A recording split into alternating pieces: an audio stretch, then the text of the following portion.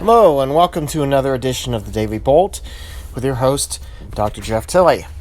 Today's topic, Issues in Science Education, Part 8, Administrators, Politics, and Cronies.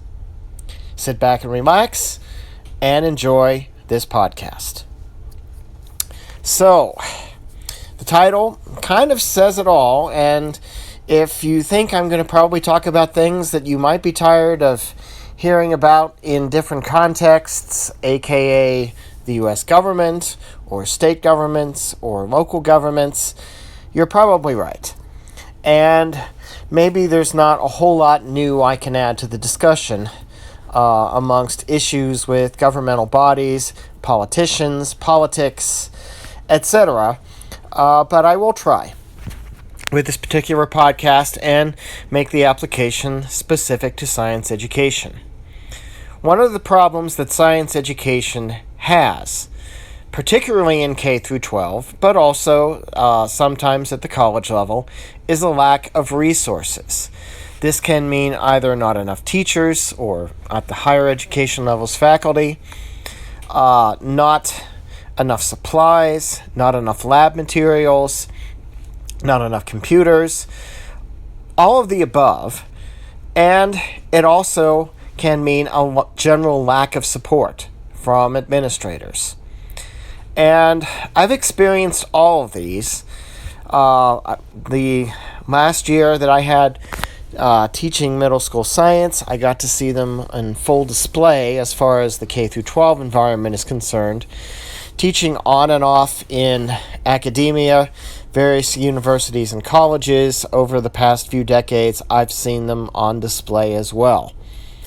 And it's kind of hard to imagine that the situation can really ever change that much because of the nature of the beast of K through 12 schools, school districts, colleges, and the fact that in one way or another, they all deal with many of the same types of issues that we deal with as citizens dealing with various governmental bodies.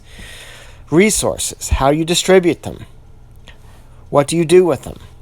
The problem with science education is that if the resources aren't there, in many cases you can't really do a good job teaching the science.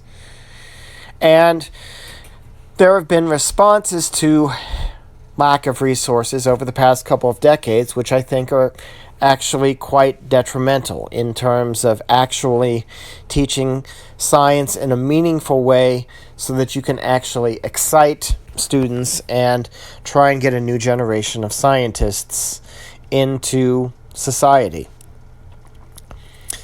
And that particular trend actually involves the increasing use of technology. Now, I'm not trying to knock technology, and I'm not trying to knock all school principals, vice principals, superintendents, school boards, college science department chairs, deans, provosts, university presidents, what have you. But there are certain trends that I've noticed in my several decades experience in and out of various levels of science education. First, science tends to get the short shrift from a teaching perspective at all levels, from kindergarten all the way up through the graduate schools of our country. Now, the schools that are lucky are the ones that can find ways to get money outside of normal channels. Through grants, through donations, anything outside the normal funding stream. In K through 12, there is an overwhelming obsession almost, you'd have to call it, with funding and in many cases overfunding the teaching of math, the teaching of reading, the teaching of writing in English. Now, I'm not saying that they should be shortchanged at all either, but there are some very specific requirements to teach science that tend to be higher cost items. than is the case for reading and math and other types of English language arts type. English language arts, ELA, that's what the common acronym is used nowadays. English language arts education. These are all very important things. Science should be no less important. Many things, in fact, probably almost everything that everyone uses on a daily basis can be traced back one way or another to a scientific concept. You don't think about that because you think about things being manufactured. You think about technology. And where did that technology come from? It came from an application of scientific principles. And so science is critical, and it should never get short shrift within normal funding within schools, but it almost always does. This past year, the science department budget was the same as the English department and the math department, even though the amount of materials that those other departments needed were a lot less expensive. And so they had money left over that they could, do any sort of number of special things. In the science department, we had to scrape by. Lab materials are expensive. Chemicals are expensive. Any type of scientific equipment and computers are expensive. And if you want to teach science effectively, at least in the K through 12, you really need to do it in some sort of a hands-on fashion, not by the use of computer simulations. Computer simulations are a good resource. They are a good additional teaching tool. But you really don't understand in many cases how something works unless you can see it with your own eyes and do the experiment with your own hands. It's a difference between just one form of learning, or maybe two, audio-visual, and having audio-visual, sensory, kinesthetic, all sorts of other modes of learning. And while we could get into a discussion of different modes of learning for different students, how they have preferred modes, the fact is if you hit more than one mode of learning, you're more than likely going to learn it better, regardless of who you are. And so you need these materials in science curriculums. And yet, what do you hear from administrators? Oh, we have to be fair. All the departments have to be treated the same. This is bullshit.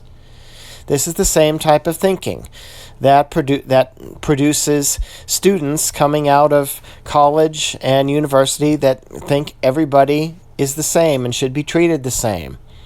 It's, in some ways, the root of all the current preference for majority of college graduates for socialism in this country, because they've been hammered that message from very young age all the way through public school or even private school, and especially through college and even graduate school.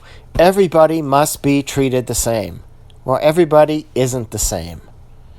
We are not all made the same. We all have different gifts. We all have different talents and abilities. There are students who are developmentally disabled who are definitely not the same.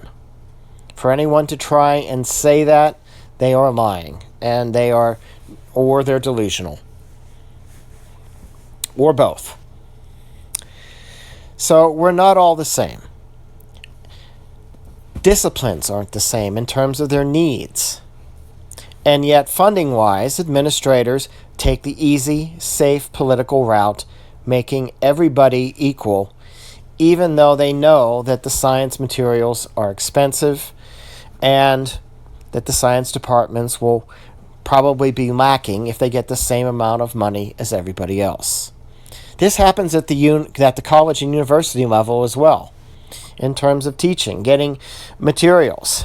More often than not, and I have colleagues who will attest to this, if a school has been able to offer something outside the ordinary in terms of science education, it's usually because of equipment that was acquired through a research grant or donation or an endowment or some other special source of funding, not through regular university channels.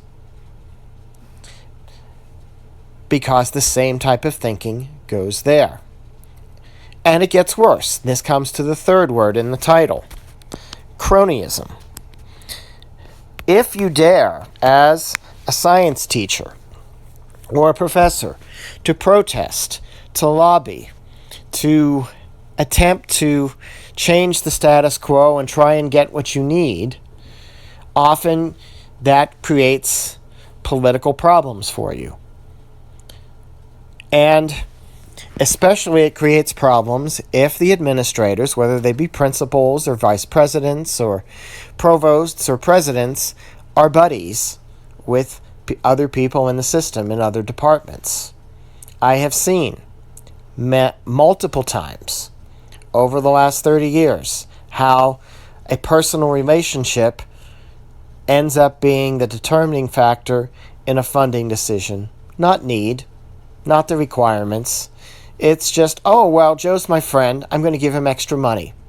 Doesn't matter. He doesn't really have anything to need it for. He can find something to spend it on. I've heard it. I've seen it. And I've been on the other end where I go and have made a request. Oh, I'm sorry. We don't have money for you, and you should just be happy with what we have instead of causing me trouble. This is the type of thing that goes on all the time. K through 12, colleges, the administrators, they play politics, they have their cronies, and there's just way too much politics within educational systems. It's really like the federal government or even state government or local government. And it's sad because ultimately who is not being served? It's the students, whatever level they're at. They're not getting access to everything that they could get access to. There are bad funding decisions that are made for pet projects that are basically the equivalent of congressional pork, while basic needs get unmet. I could give you stories about this last year about having to fight for a safe teaching lab for my science classes. And it was very difficult. It cost me a lot politically.